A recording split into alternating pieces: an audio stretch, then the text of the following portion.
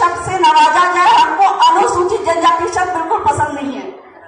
तो संविधान के अनुच्छेद 13(5) में आदिवासी शब्द था, जिसको एक साजिश के तहत हटाया गया और अनुसूचित जनजाति शब्द हमको नवाजा गया और उसके 5 विशेषताएं बताई गई। जो अनुसूचित जनजाति होने की 5 विशेषताएं बताई गई, वो 5 है: भौगोलिक अलगाव, आर्थिक पिछड़ापन, घुलने मिलने से कतराना, आदिम जनजाति गुण और भौगोलिक अलगाव।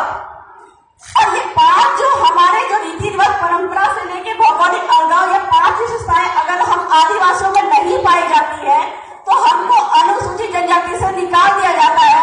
और एक बार अनुसूचित जनजाति से निकाल दिया जाता है तो हमारा जल, जंगल, जमीन, खनिज पे हमारा जो अधिकार है, जिसमें सुप्रीम कोर्ट के कई सारे जजमेंट आए हुए हैं कि जल, जंगल, जमीन आदिवासियों की है, इन सारे अधिकार से हमको वंचित किया जाता है सिर्फ एक वजह से कि हमें वो सारे 5 गुण नहीं पाए जाते, हमें वो रीति रिवाज परंपरा जो है आदिवासियों की वो नहीं पाई जाती।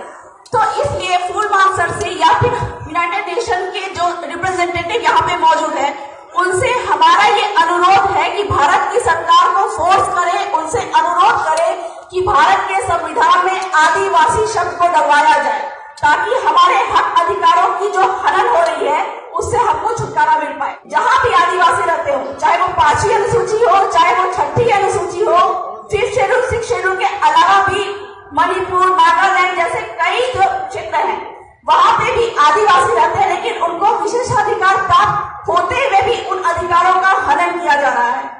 तो इसके प्रॉब्लम का सॉल्यूशन जो कि यूनाइटेड नेशन के पास में है और उससे रिलेटेड मिलता जुलता जो अधिकार है, भारत की सरकार जो है यूनाइटेड नेशन की बातों को इनकार करती है।